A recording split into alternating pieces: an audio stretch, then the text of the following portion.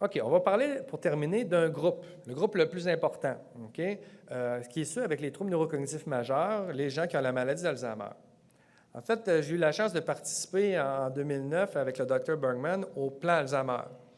Et au niveau du plan Alzheimer, on a eu beaucoup de discussions parce qu'on a analysé évidemment la situation et le centre d'hébergement. Puis on s'est rendu compte, on s'est dit, écoutez, il y a 60 mettons soit très conservateur, il y a 50 de la clientèle d'un centre d'hébergement qui ont la maladie d'Alzheimer ou un autre trouble cognitif majeur, donc qui ont des besoins similaires. Pourquoi ne pas créer des centres d'hébergement pour cette clientèle-là? Donc, de donner l'étiquette centre d'hébergement Alzheimer. Qu'est-ce que ça va faire? Ça va tout faire ce que les gens ont dit tantôt. Ça va permettre de dire, bien, dans ce centre-là, quand on va faire de l'investissement juste dans le ciment, par exemple, on va le penser en répondre à ces besoins-là. Quand on va donner toutes les formations personnelles dans ces centres-là, qu'est-ce qu'on va? On va toujours les former sur la même chose. On va devenir à avoir des préposés, des infirmières auxiliaires, des infirmières et tous les autres membres de l'équipe professionnelle très experts et connaissants dans ce groupe-là. Puis qu'est-ce que vous allez vous rendre compte? C'est que la qualité des soins va s'améliorer parce qu'en fait, tout est pensé pour ce groupe-là. Parce que ce qu'on sait, là, c'est que, entre autres, pour cette clientèle-là qui a la maladie d'Alzheimer, quelque chose dont on parle. On ne parle pas tellement des problèmes de mémoire. Ce n'est pas ça qui amène des défis dans les centres d'hébergement. C'est les fameux SCPD, là, les fameux troubles du comportement. C'est ça qui nous préoccupe beaucoup. Mais ce qu'on sait de la littérature, c'est qu'en fait, la formation va aider à améliorer les choses. OK? Alors, nous autres, actuellement au Québec, puisqu'on a comme un mix un peu au niveau de nos clientèles, on se retrouve avec des situations un peu gênantes. On a 50 des gens en centre d'hébergement avec la maladie d'Alzheimer qui consomment des antipsychotiques. Ils sont à 14 aux États-Unis. Ils sont à 7 en Angleterre. OK? Puis ces milieux-là, là, c'est des gens avec des troubles cognitifs pareils. Là. Comment ça se fait qu'ils n'utilisent pas de cette manière-là? Si vous pouvez peut-être vous dites, oui, mais c'est le Canada, c'est pas juste le Québec. Non, on ne peut malheureusement pas dire ça. OK? Vous voyez le petit carré tout seul, la petite ligne tout seul qui augmente? Là?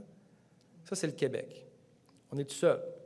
On est tout seul à faire une utilisation abusive des antipsychotiques. Parce que si on le sait, là, si on serait autour de 5 à 15 pas de problème.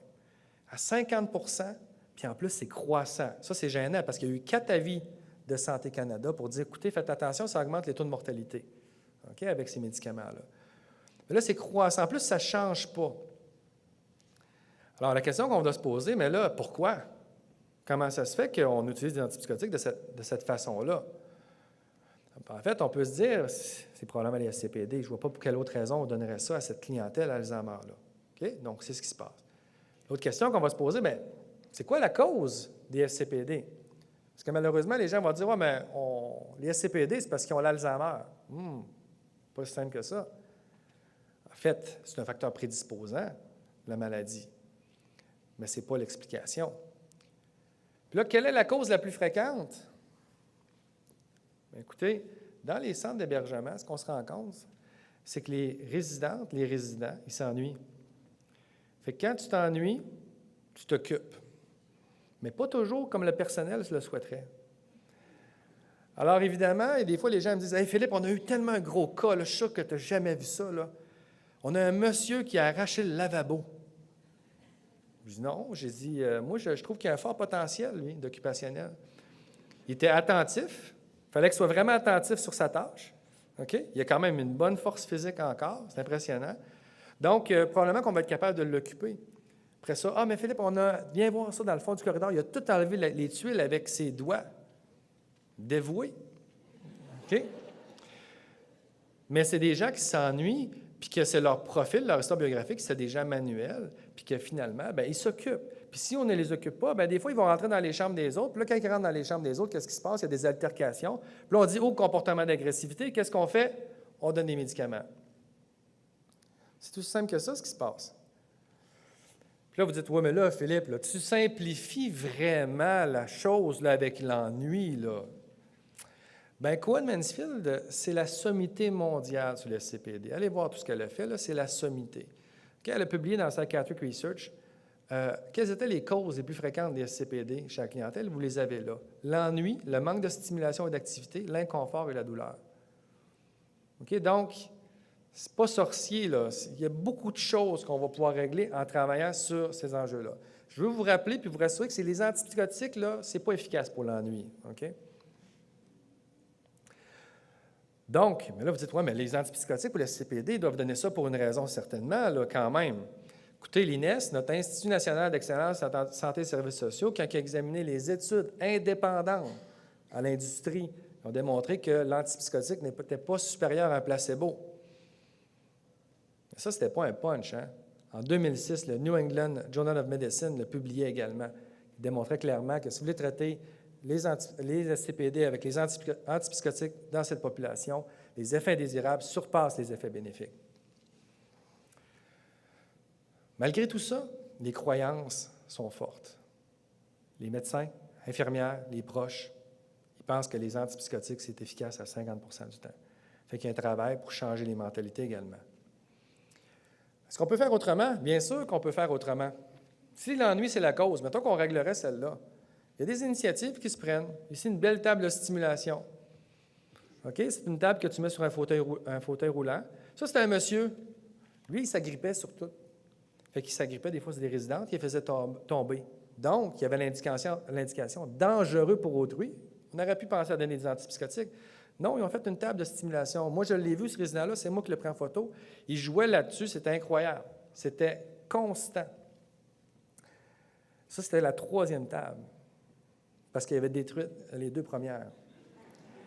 Parce que présentement, on n'a pas beaucoup de ressources. Notre principale barrière, ça demeure notre barrière de mentalité, de faire autrement. OK? Mais en demeure pour moi qu'ici, ça, c'est un infirmier dans son temps personnel qui a fait cette table-là. Nous, présentement, on travaille avec les gens de l'atelier pour nous aider à faire des tables pareilles comme ça. Ils sont bien ouverts à nous aider. OK?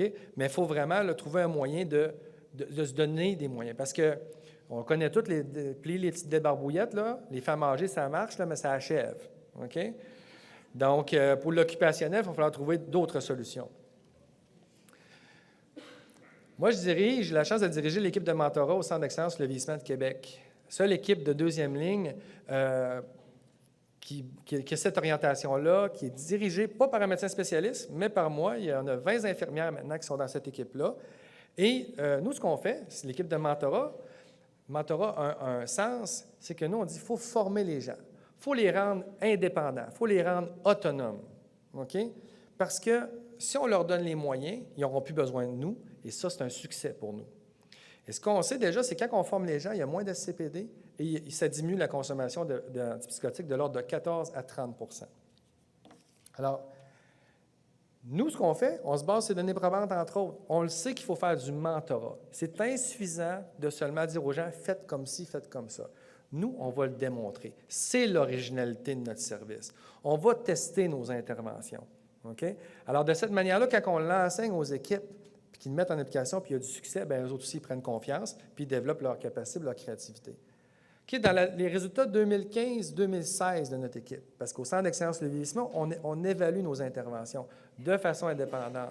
100 des cas dans lesquels on s'est impliqué a été efficace, nos interventions. La réduction moyenne de la fréquence des SCPT de 73 %. Ça, c'est des résultats tout à fait importants. Si vous interrogez, en 2014-2015, on était efficace dans 97 % des cas, avec des résultats similaires. On a ça depuis plusieurs années maintenant. Donc ça, on sait que c'est des solutions peu coûteuses qui visent à développer les compétences chez les autres et qui fonctionnent. Alors nous, comment on fait pour faire ça? Est-ce qu'on est des magiciens? Non, parce que l'équipe grossit toujours, puis les gens obtiennent les mêmes résultats. Dans le fond, on se base sur les données probantes. Aux États-Unis, là, suivant le HUBRAC en 87, puis après ça, ils ont fait beaucoup de travaux pour dire, ils se sont rendus compte, comme nous autres, que les soins d'hygiène, là, dans la partie où la personne est dans son intimité, qu'elle se sent vulnérable, qu'elle a des douleurs articulaires, bien, donner les soins d'hygiène, là, c'est la plus grosse job dans un centre d'hébergement. Fait qu'il faut leur donner des moyens pour réussir parce que c'est là qu'il y a le plus de défis. Donc, il faut encourager nos préposés. Puis il existe des méthodes de faire. Ici, en 2004, ça, c'était publié dans le JAG, qui est le Journal of the American Geriatric Society, qui est la revue la plus prestigieuse en gériatrie médicale quand même, qui se sont intéressés au niveau des soins d'hygiène. Ils ont démontré qu'en changeant la méthode à faire, avec le lavage à la serviette, qu'on appelle aussi méthode SPA, ils ont diminué de 60 les comportements d'agressivité. Face à ça, le gouvernement il est parti un site web, il est parti des DVD qu'on appelle Bathing Without a Battle. Vous pouvez trouver ça sur le net.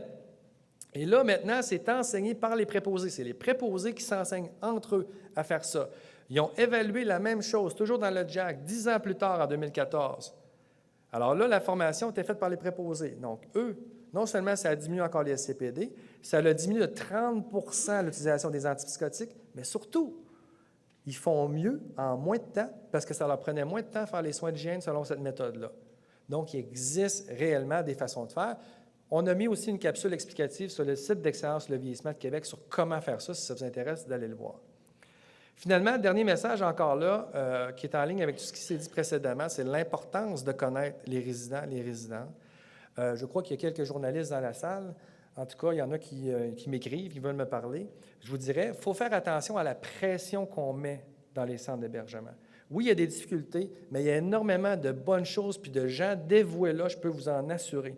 Il y a beaucoup plus de belles choses qui se passent là que moins. Sauf qu'on arrive dans une situation à un moment donné où est-ce qu'on a une dame qui a des comportements d'agressivité, des comportements de combativité lors des soins d'hygiène. Il appelle l'équipe de mentorat pour qu'on intervienne, pour qu'on les aide. Dans tous les autres moments, ça allait bien lors des soins d'hygiène pour cette dame-là. C'était uniquement lors des soins d'hygiène. C'est-à-dire, lors des soins d'hygiène, c'est là qu'il y avait des problèmes. En dehors de ça, c'est une dame qui ça allait très bien. Mais il y avait un élément, une base que nous, on enseigne aux gens, mais que ce n'est pas tout le monde encore qui sait, qui est l'importance de faire une histoire biographique bien creusée. Alors, nous, on fait ça avec un membre de la famille pour finalement apprendre qu'elle avait été victime d'abus sexuels à multiples reprises. OK? Mais la pression qu'il y avait dans cette organisation-là de dire hey, « nous, on ne veut pas être dans les médias. On lui donne un bain. » C'est pas vrai qu'ils vont dire qu'on n'y a pas donné de bain. OK? Bien, les autres, là, ils continuaient, puis ils voulaient juste trouver un moyen que ça se passe bien. Mais en fin de compte, là, cette dame-là, là, nous, notre recommandation d'expert, c'est de dire non, là, on arrête ça, le bain. Là. On va trouver une nouvelle méthode pour lui donner des soins d'hygiène. Je peux vous garantir qu'elle est lavée, qu'elle est propre, mais qu'elle n'a pas de bain, mais qu'elle se porte nettement mieux. Donc, il faut quand même faire attention dans la manière que les choses se passent. C'est plus complexe qu'on pense, les besoins de cette clientèle-là.